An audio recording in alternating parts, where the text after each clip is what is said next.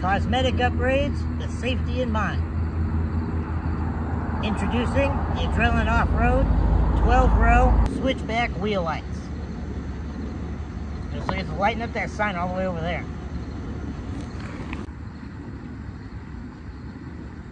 As fun as wheel lights are, upgrades are always best when they serve a functional purpose. And when you're talking about lighting upgrades, what better added feature is to let people know where you want to go in a big, safe, you can definitely see me manner. On top of their added turn signal function, when you're at the show, they do flashing modes as well.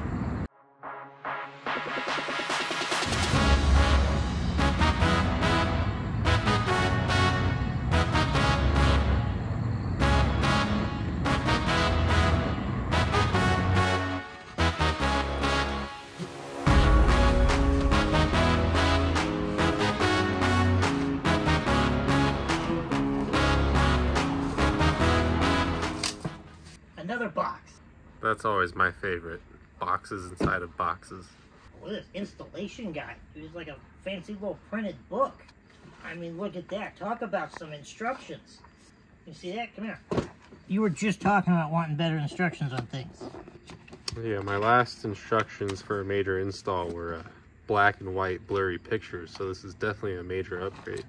Picture by picture. We got our app and everything in there. Very nice.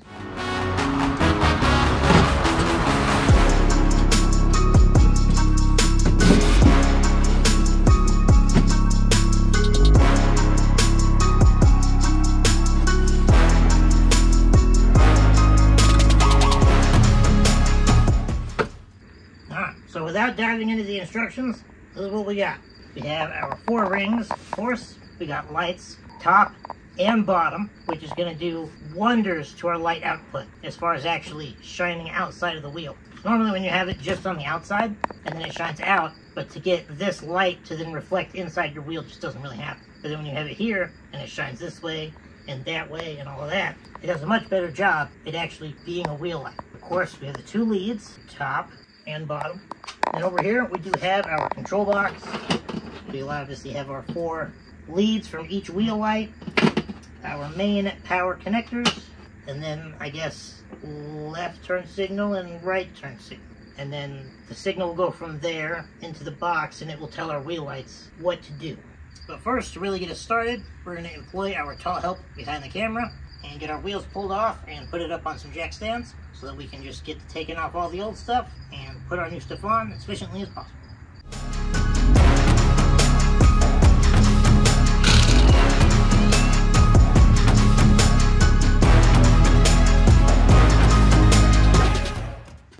Now that we have all of our wheels off, this would normally be the part of the process where you would pull your 2 caliper bolts here to get this off and then slide your rotor out of the way so we can access our dust shield to actually mount the light. Now, as you can see, we do already have wheel lights on this truck, and there is the spacer here, then our wheel bearing, and then our rotor. Being that this is an early 1999 truck, it has older 12-valve style brakes. So in order for us to pull this rotor, we have to go back here and unbolt the entire hub. So for our particular situation, we're not going to be doing that again. We just had these hubs off the truck not too long ago. We're not pulling it again. Now, that is not a detail that most of you will have to worry about. For example, this slightly newer 2001 truck has slightly updated brakes on it. So all we have to do is the 2 caliper bolts, lift it off, and then the rotor will just move on out of our way. So, if it were doing it on this truck, we would follow the instructions exactly as they give them. But since we're on ours, we will be doing things slightly different.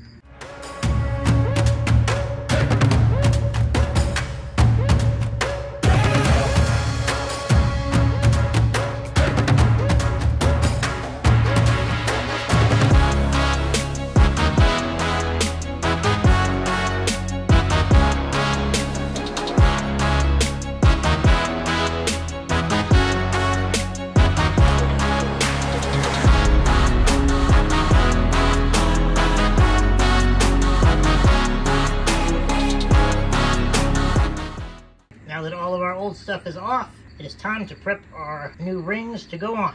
Now, if you are installing from scratch and you don't have any previous brackets of any kind, you will have your 2 leads which will sit at the top, or generally around the top of your brake caliper, so that your 2 wires here can be secured with your brake line.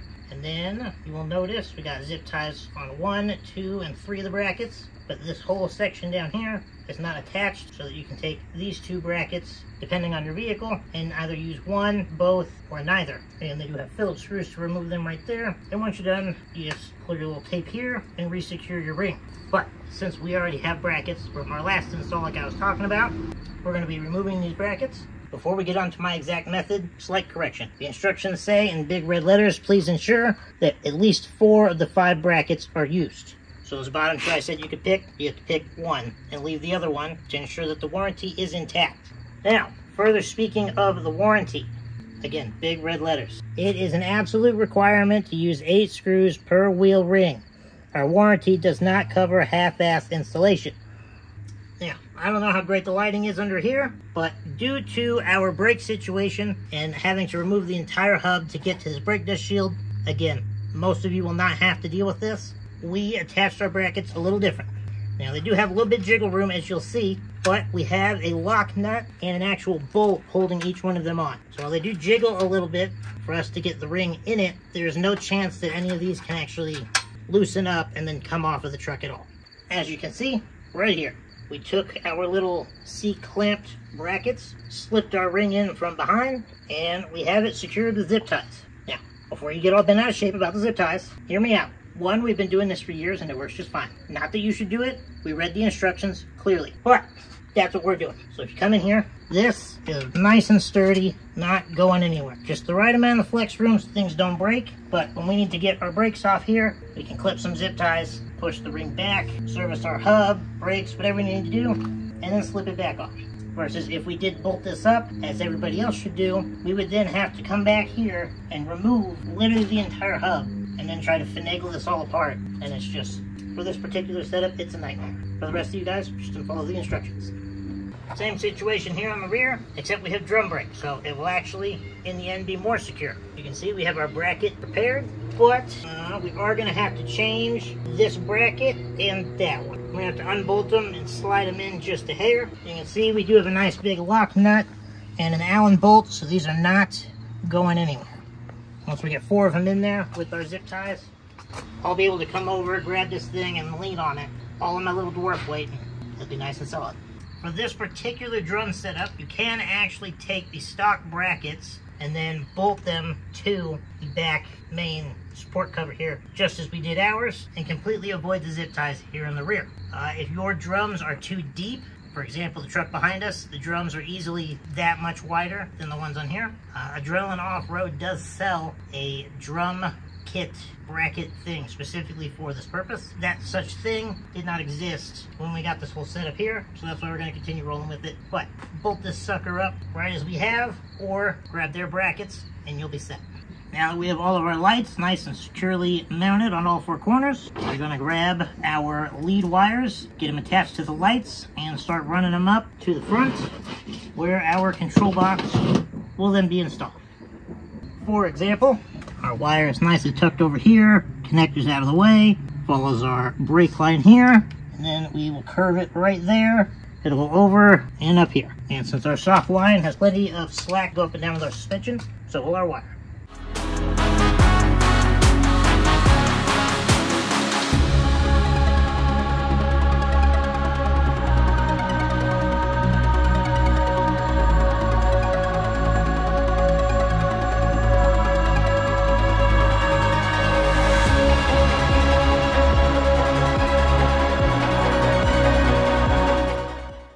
Darkness has descended upon us, but thanks to our Adrenaline Off-Road under hood lights, we may continue.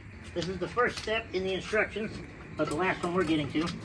We now have all 4 of our leads ran up to the front here. It is left and right divided so that your turn signals go off correctly. So now we will find a home for our box here, hook up our 2 power leads to our already existing switch, tap into our turn signals, then we will secure the rest of our slack, and that will be project done.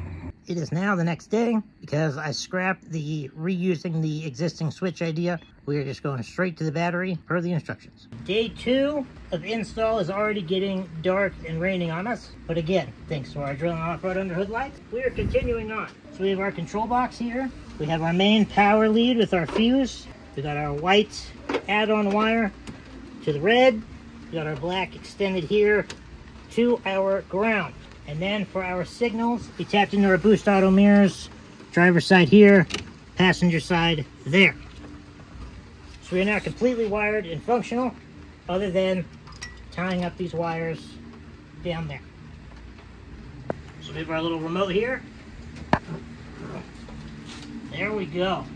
Do not even compare to the last that we had. And I'm sure the camera's gonna dim it down, but these suckers are freaking bright. They also do flashing. What does this button do?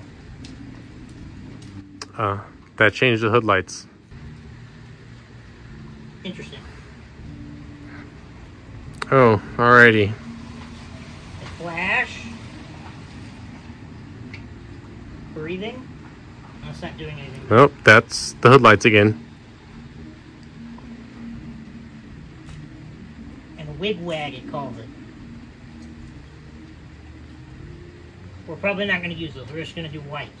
And then we'll switch spots so you can turn the turn signals on. Ready. Hit the turn signal. Very nice. Not the wipers, but turn signals.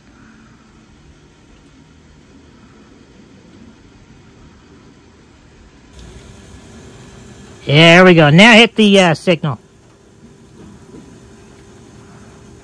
Yep, there's definitely no mistaking what direction I wish to travel. Alright, hit the emergencies. Ooh, I forgot they would do that. The weird white flash? I didn't realize they did white in the middle, but even better. Turn them off. Very nice. The way they like incrementally got brighter. Just like that large, horrific bundle of wires is now not visible. There's still a lot of other wires, but it's organized chaos. So now we have to hit the turn signals by themselves, because I forgot to do that. And then we need to get some wheels slapped on this thing. Alright, and the turn signals by themselves. Nice. Big fan. Alright, now it's time for wheels.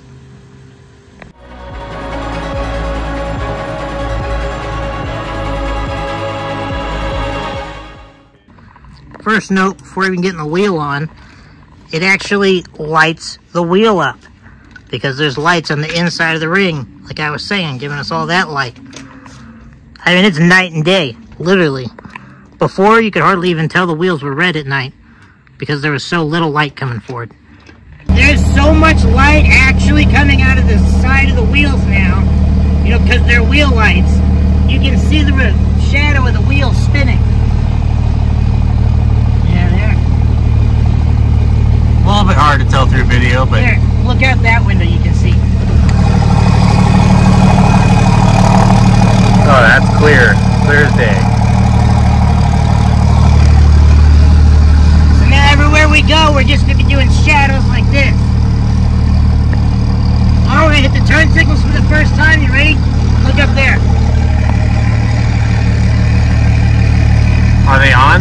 Yeah. I'm not gonna lie, I can't hardly tell. Maybe not on camera. You can see it in person.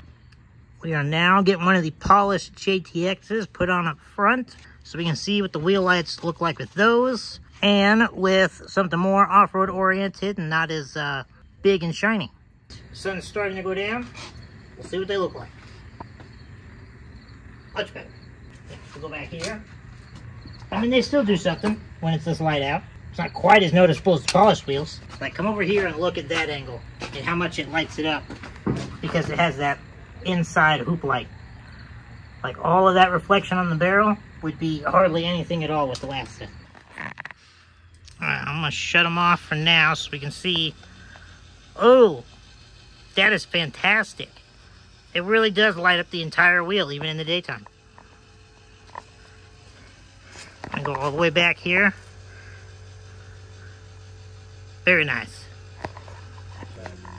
There we go, a nice side profile. So I personally I've never really liked wheel lights. This is something I would definitely consider getting. These are fantastic. I agree. That is pretty fantastic.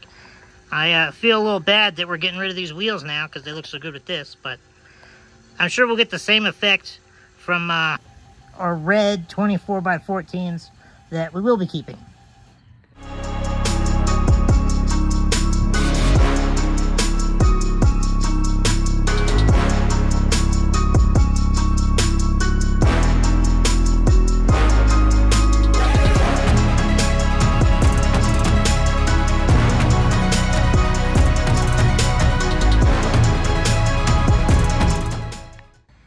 Okay, now go. Turn signals. Yep, it still does its job in the back here. No complaints. But as you can see, all the rest of the traffic is just going to see two of your wheels light up completely orange if you're rocking a set of polished wheels with these. But even then, that's still quite a bit of light. And as much as that wheel hides it, it still lights the whole thing up. And if I didn't have the spacers on the front, it would put that light even more in the barrel of the wheel, which would then light it up even more. Not that it needs it. Okay, turn them off.